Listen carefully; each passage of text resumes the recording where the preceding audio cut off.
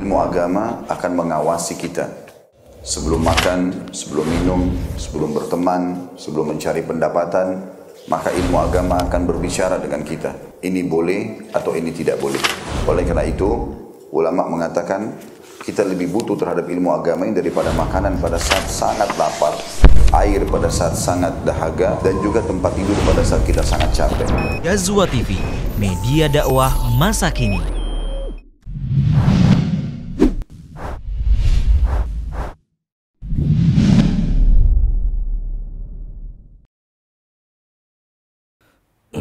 Innal hamdalillah nahmaduhu wa nasta'inuhu wa nastaghfiruh wa na'udzu billahi min shururi anfusina wa sayyiati a'malina may yahdihillahu fala mudilla lahu wa may yudlilhu fala hadiya lahu asyhadu an la ilaha illallah wahdahu la syarika lahu wa asyhadu anna Muhammadan 'abduhu wa rasuluhu alladzi la nabiyya ba'dah. يا أيها الذين آمنوا اتقوا الله حق تقاته ولا تموتن إلا وأنتم مسلمون يا أيها الناس اعبدوا ربكم الذي خلقكم من نفس واحدة وخلق منها زوجها وبث منهما رجالا كثيرا ونساء واتقوا الله الذي تساءلون به والأرحام Inna Allah kana alaikum raqiba Ya ayyuhalladzina amanu qulu qawlan sadida yuslih lakum a'malakum wa yaghfir lakum dhunubakum wa man yuti'illaha wa rasulahu faqad faza fawzan 'azima fa inna asdaqal hadithi kitabullah wa khairal huda huda Muhammadin sallallahu alaihi wasallam wa syarrul umuri muhdatsatuha wa kullu muhdatsatin fid din bid'ah wa kullu bid'atin dhalalah wa kullu dhalalatin finnar. Amma ba'd. Ma'asyiral muslimin, sidang Jumat yang dirahmati oleh Allah Subhanahu wa taala. Sesungguhnya hari kiamat adalah hari yang pasti akan terjadi. Hari kiamat adalah salah satu bentuk keesaan Allah Subhanahu wa taala. Hari kiamat adalah salah satu bentuk tanda-tanda kekuasaan Allah Subhanahu wa taala. Dan hari kiamat tidak ada yang mengetahuinya kecuali hanya Dia saja. Allah Subhanahu wa taala berfirman di dalam surat Al-A'raf ayat 187. Allah Subhanahu wa taala mengatakan, yas'alunaka 'anis sa'ati ayyana mursaha. Di mana ketika mereka bertanya kepada engkau ya Muhammad, kapan terjadi hari kiamat? Qul innama 'ilmuha 'inda rabbi. Allah mengatakan, katakanlah kepada mereka ya Muhammad bahwasannya ilmu hari kiamat hanya Allah sajalah, di sisi Allah sajalah yang mengetahuinya. La yujalliha liwaqtiha illahu. Tidak ada satupun orang yang dapat menjelaskan, menggambarkan, menyampaikan kapan terjadinya hari kiamat kecuali hanya Dia saja, yaitu Allah Subhanahu wa taala.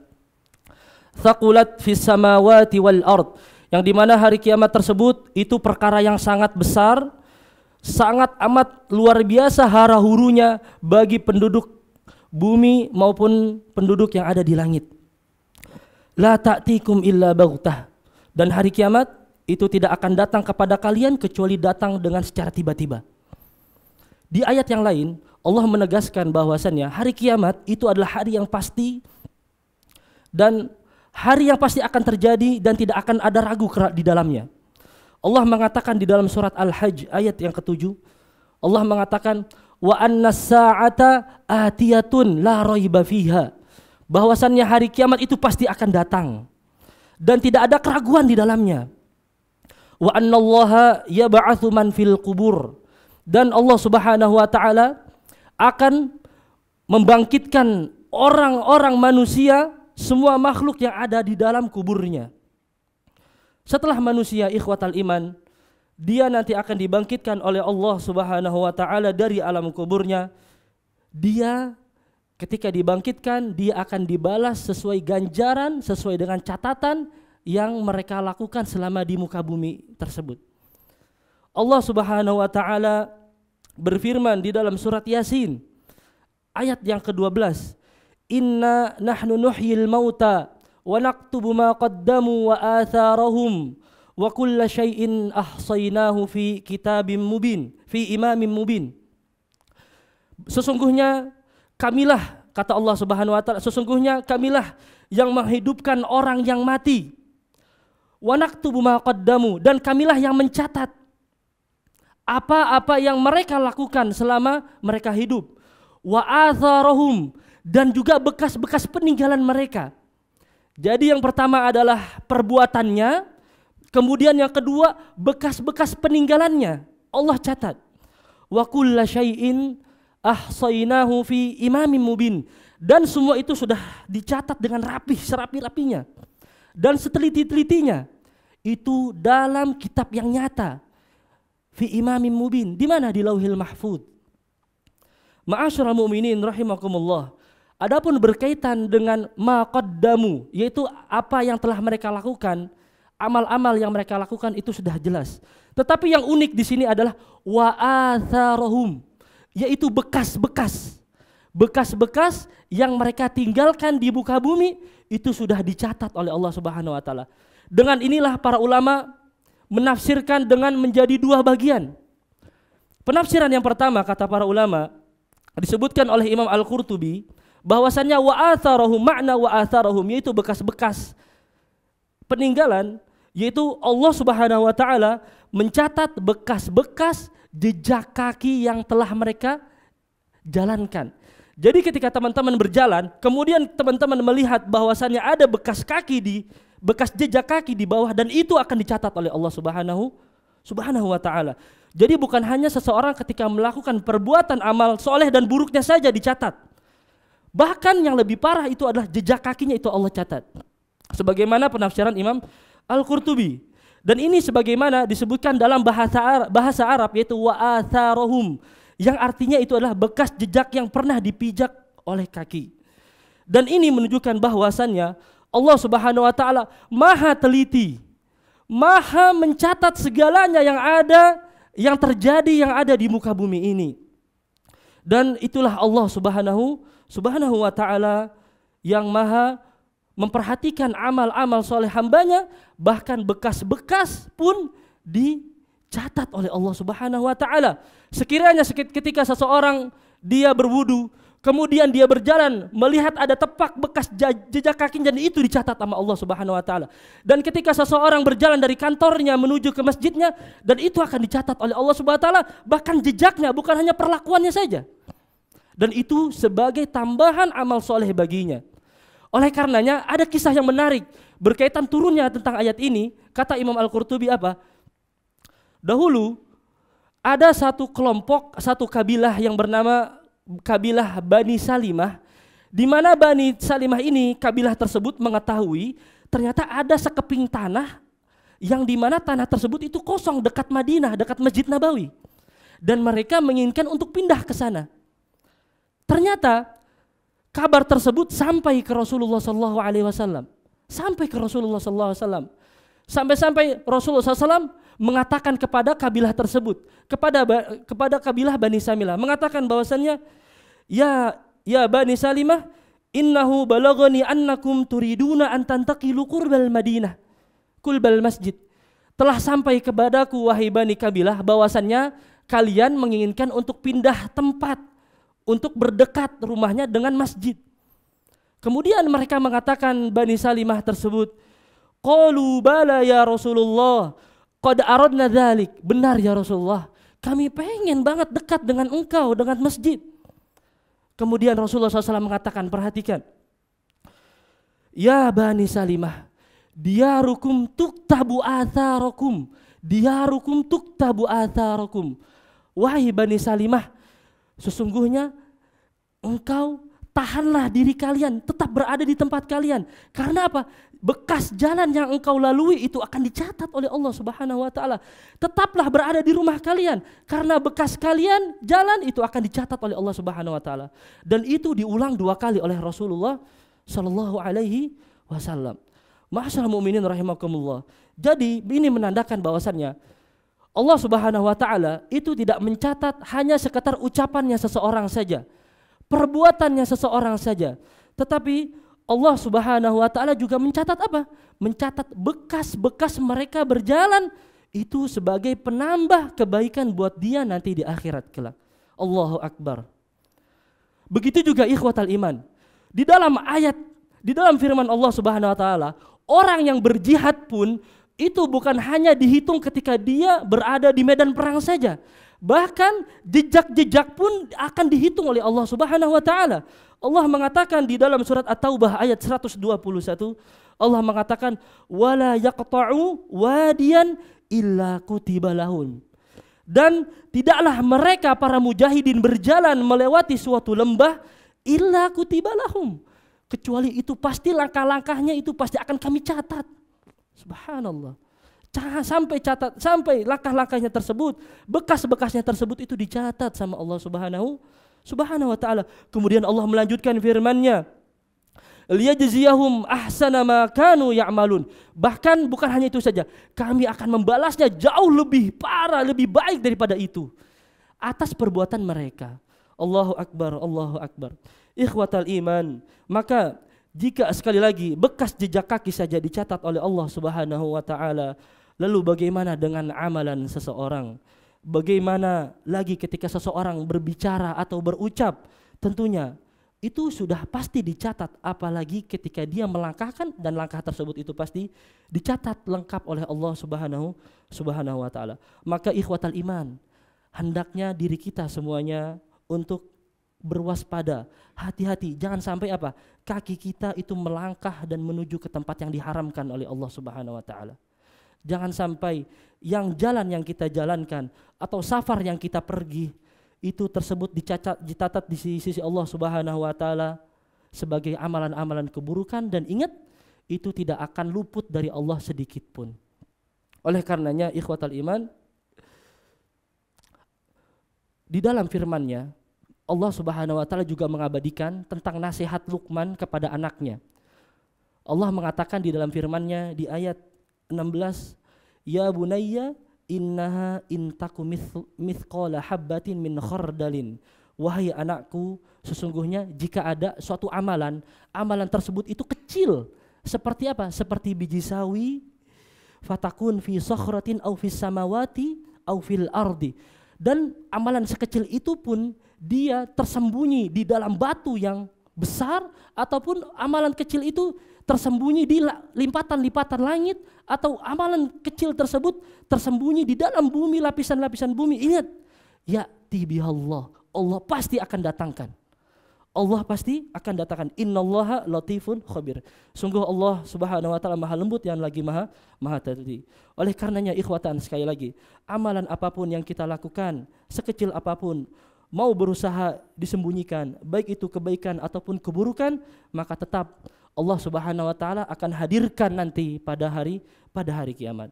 Adapun tafsir yang kedua berkaitan dengan wa atharahum, bekas-bekas peninggalan, di antaranya disebutkan para ulama yaitu adalah apa-apa yang terjadi yang disebabkan karena orang tersebut atau karena pelopornya ini, si pemulanya ini, baik itu kebaikan ataupun keburukan.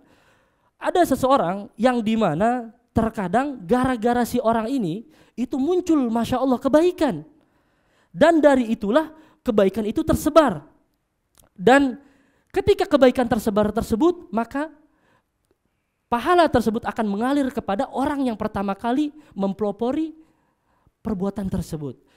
Sebagaimana dalam sabdanya hadis Rasulullah sallallahu alaihi wasallam, "Man sanna fil islami sunnatan hasanatan falahu ajruha wa ajru man amila biha ba'dah." Barang siapa seseorang yang mempelopori atau memulai suatu perbuatan baik, dan dia akan mendapatkan pahala yang sempurna, wa man amila ba'dah, dan juga orang-orang yang mengikuti setelahnya mengikuti contoh yang pertama, dan itu mendapatkan pahala yang sempurna, min ghairi an yanqusa min ujurihim syai', tanpa sedikit pun dikurangi dari pahala yang dia dapatkan. Allahu akbar. Jadi ikhwatal iman, hendaknya seseorang dia harus memperhatikan amalannya. Apakah amalannya dia itu menunjukkan kebaikan dan itu diikuti orang lain atau tidak. Sebagai contoh adalah sebagaimana ketika seseorang dia mengajarkan kepada anak kecil, mengajarkan sholat anak kecil, yang dimana ketika diajarkan anak kecil tersebut, dia bisa sholat dengan baik.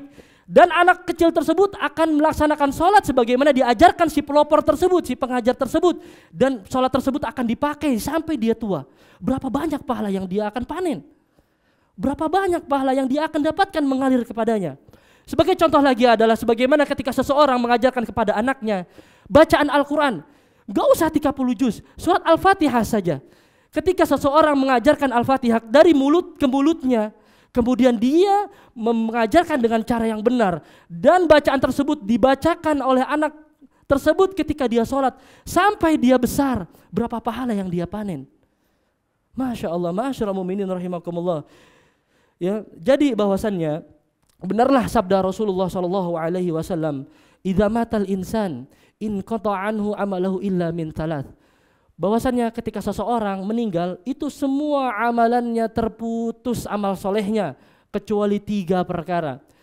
Yang pertama adalah shadaqatun jariyah, yaitu sedekah jariyah, atau disebut juga wakaf, yang dimana orang terkadang dia mewakafkan masjid, orang mewakafkan rumah untuk anak yatim, terkadang orang mewakafkan sumur buat orang-orang setelahnya, dan di mana dia mendapatkan manfaat dari air tersebut. Yang di mana itu nanti ketika orang tersebut mewakafkan, orangnya meninggal, itu terus akan mengalir pahalanya kepada orang yang pertama kali mencontohkan kebaikan atau pewakif tersebut. Begitu juga yang kedua, au ilmin yuntafa'u bihi, atau ilmu yang bermanfaat. Ketika seseorang menasehati, ketika seorang menjadi pendakwah, ketika seseorang mendakwahi orang lain, kemudian dakwahnya tersebut didengar, kemudian orang tersebut mengamalkan apa yang didakwahkannya, tanpa orang yang pertama mengetahui dan dia mengamalkannya, maka dia mendapatkan pahala panen. Tidak dikurangi sedikit pun pahalanya. Ma'asyiral mu'minin rahimakumullah. Yang terakhir adalah waladun saleh yad'u lahu, yaitu anak soleh yang mendoakan kedua orang tuanya. Oleh karena ikhwatal iman, selain kita beramal soleh, hendaknya seseorang itu berusaha untuk melakukan sebab-sebab menjadi pelopor kebaikan buat yang lainnya, bukan justru menjadi pelopor keburukan kepada yang lain. Na'udzubillahi min dzalik. Bisa jadi ikhwatal iman, dengan singkatnya nasihat, dengan ucapan yang singkat saja itu bisa berarti kepada orang lain. Buktinya apa? Ada sesuatu yang menarik ikhwatal iman. Siapa yang tidak mengetahui Sahih Al-Bukhari? Siapa yang tidak tahu Sahih Bukhari? Kitab yang dimana di dalamnya semuanya hadis-hadis yang sahih. Imam Al-Bukhari, Muhammad ibni Ismail, ibni Ibrahim. Ternyata ikhwatal iman, kalau teman-teman perhatikan Sahih Bukhari, Imam Bukhari tersebut, ketika membuat kitabnya Sahih Bukhari, itu cuman karena apa? Karena Imam Bukhari dia terenyuh dengan satu nasihat atau suatu perkataan dari gurunya, yang dimana itu hanya sekilas saja. Sebagaimana disebutkan di dalam kitabnya Imam Al-Bukhari, Sahih Bukhari, di awal-awal muqaddimah, beliau mengatakan apa? Kunna inda Ishaq ibnu Rahuyah. Dahulu kami para hadis, para muhaddits, para ahli-ahli hadis itu berkumpul di rumahnya Ishaq ibnu Rahuyah. Faqala, tiba-tiba Ishaq ibnu Rahuyah, yaitu gurunya, berkata kepada apa? Kepada para muridnya, yaitu para ahli hadis semua muridnya, mengatakan apa? Lau jama'tum kitaban mukhtasaran li sahihi sunnatin Nabi sallallahu alaihi wasallam. Coba sekiranya ada di antara kalian yang dimana di antara kalian itu mengumpulkan sahih hadis, kitab sahih saja, yaitu sunnah-sunnah Nabi sallallahu alaihi wasallam. Kemudian apa kata Imam Bukhari? Faqala fawaqa'a dzalika fi qalbi. Dengan perkataan itu yang singkat tersebut itu masuk ke dalam dada saya. Dengan itulah aku langsung mengumpulkan kitab Sahih Al-Bukhari. Subhanallah. Padahal dengan perkataan yang singkat. Dengan perkataan yang singkat oleh siapa? Ishaq ibnu Rahuyah. Oleh karenanya ikhwatal iman. Jadi ketika kita memberikan nasihat kepada orang lain dengan satu kalimat, dan kemudian tiba-tiba dengan satu kalimat tersebut bisa jadi orang tersebut itu semangat melakukan suatu ibadah, atau satu kalimat tersebut itu menjadikan seseorang itu ibadahnya menjadi luar biasa, maka yang demikian itu sangat bermanfaat ikhwan. Sangat bermanfaat tatkala ketika masih hidup ataupun ketika dia sudah meninggal, dan itu pahalanya akan mengalir kepadanya. Oleh karenanya ikhwatal iman, guru saya itu menceritakan bahwasannya ada di mana di negeri Filipina itu ada seseorang, dia itu hanya membaca kitab tauhid yang kecil kitabnya. Kemudian dengan kitab tersebut dia itu masuk Islam. Ketika dia masuk Islam, dia mempelajari agama dan akhirnya menjadi dai. Dengan jadi dai, akhirnya dia mengislamkan ribuan orang. Coba perhatikan, karena dengan kitab kecil tersebut, si penulis tersebut itu mendapatkan pahala yang luar biasa dari dai tersebut dan juga Islamnya para pengikutnya. Aqulu qauli hadza wa astaghfirullah li wa lakum wa lisairil muslimina min kulli dzambin wa khati'ah fastaghfiruhu innahu huwal ghafurur rahim.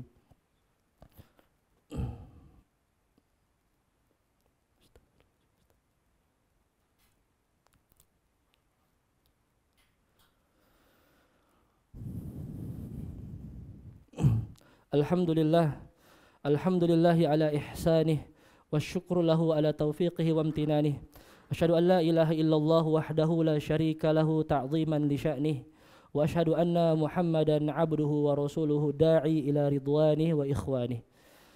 Amma ba'd, ma'asyiral muslimin yang dirahmati Allah Subhanahu wa taala. Sebagaimana seseorang yang telah meninggal dunia, dia bisa dicatatkan baginya kebaikan yang terus mengalir, maka juga sebaliknya ikhwatal iman, orang yang meninggal dunia juga bisa dicatat dosa yang terus mengalir atau disebut juga dosa jariah. Sebagaimana ada pahala jariah, ada juga dosa jariah. Sebagaimana Rasulullah SAW sabdakan, "Wa man sanna fil islami sunnatan sayyi'atan." Barang siapa yang seseorang mempelopori atau memulai suatu perbuatan buruk, dia akan mendapatkan sayyi'ah, mendapatkan dosa.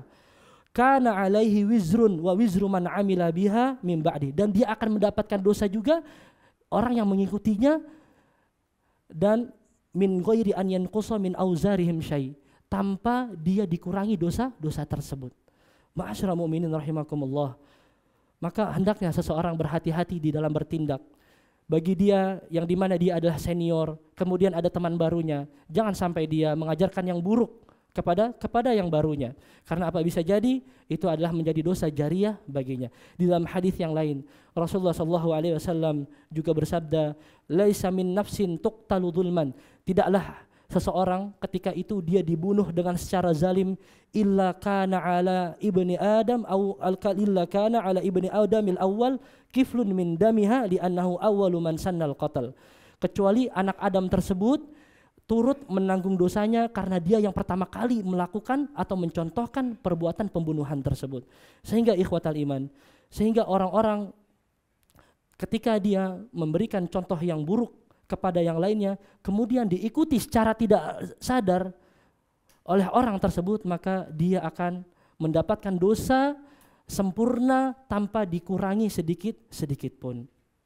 Begitu juga bagi mereka yang mengajarkan kepada keburukan, kepada kebid'ahan, maka dialah yang nanti yang pertama kali yang mengajarkan, dia yang akan menanggung dosanya. Bahkan Allah Subhanahu wa taala mengatakan di dalam firman-Nya, liyahmilu auzarahum kamilah yaumal qiyamati wa min auzaril ladzina yudhilluna bighairi ilm. Nanti orang-orang tersebut, pelopor-pelopor keburukan tersebut, dia akan memikul dosa-dosa secara sempurna. Orang-orang yang melakukan setelahnya sempurna dia akan mendapatkannya di hari kiamat. Wa min auzarihim, dari dosa-dosa mereka, karena apa? Yudhillunahum bighairi ilm, karena mereka menyesatkan dengan tanpa ilmu. Ala sa'a ma yazirun, dan ingatlah alangkah buruknya dosa yang mereka bawa, yang mereka pikul. Imam An-Nawawi rahimahullahu taala mengatakan bahwa barang siapa yang membuat perbuatan bid'ah yang itu merupakan kesesatan yang diikuti oleh orang-orang hingga hari kiamat, maka dia akan memikul dosa bid'ah tersebut. Demikian pula barang siapa yang mencontohkan kesyirikan, kemaksiatan, maka jika orang-orang yang lain yang mengikutinya, maka dosa-dosa atas hal tersebut juga akan mengalir kepada si pengajar tersebut, si pelopor tersebut, meskipun dia telah meninggal dunia. Sungguh menyedihkan orang-orang yang telah dikubur ikhwatal iman, dan dia tidak bisa berbuat apa-apa memperbaiki dirinya, sementara dia sudah berada di alam kubur, dan juga dosa-dosa terus masuk kepada mereka. Oleh karenanya ikhwatal iman, hendaknya seseorang agar selalu berhati-hati tatkala dia melakukan, berucap, berjalan, agar apa? Agar tidak diikuti keburukan-keburukannya. Justru yang harusnya adalah diikuti adalah kebaikan-kebaikannya. Oleh karenanya ikhwatal iman, hendaknya kita selalu bertakwa kepada Allah Subhanahu wa taala. Maka ikhwatal iman, untuk berhati-hati agar terhadap sesuatu yang kecil itu jangan sampai ditiru oleh yang lainnya. Karena ikhwatal iman, hidup kita ini hanya sekali saja. Hidup kita ini hanya sekali saja dan tidak lama. Jangan sampai kita berspekulasi bahwasannya kita itu akan dihidupkan kembali ke dunia untuk mengamalkan amal kita. Itu tidak akan pernah terjadi.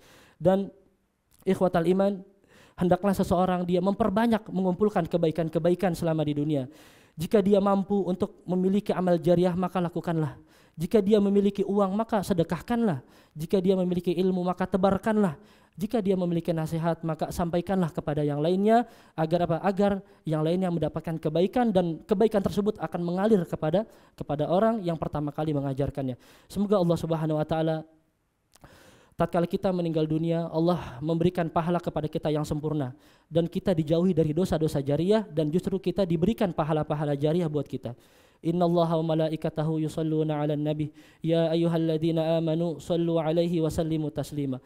Allahumma salli 'ala Muhammad wa 'ala ali Muhammad kama sallaita 'ala Ibrahim wa 'ala ali Ibrahim wa barik 'ala Muhammad wa 'ala ali Muhammad kama barakta 'ala Ibrahim wa 'ala ali Ibrahim fil 'alamin innaka Hamidum Majid. Allahumma ighfir lil muslimina wal muslimat wal mu'minina wal mu'minat al ahya minhum wal amwat innahu sami'un qaribun mujibud da'awat wa yaqadiyal hajat. Allahumma ati nufusana taqwaha wa zakkiha anta khairu man zakkaha wa anta waliyuha wa maulaha. Allahumma ighfir lana ma qaddamna wa ma asrarna. Allahumma ighfir lana ma qaddamna wa ma akharna wa ma asrarna wa ma a'lanna wa ma asrafna wa ma anta a'lamu bini minna. Antal muqaddimu wa antal muakhiru la ilaha illa anta. Rabbana zalamna anfusana wa illam taghfir lana wa tarhamna lanakunanna minal khasirin. Rabbana atina fid dunya hasanah wa fil akhirati hasanah wa qina adzaban nar. Wa sallallahu ala Muhammadin wa ala alihi wa sahbihi wa sallam. Wa akhiru da'wana anil hamdulillahi rabbil alamin. Aqimis salat.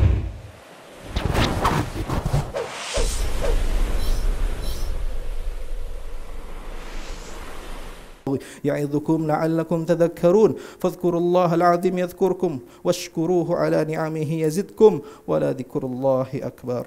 أقيم الصلاة.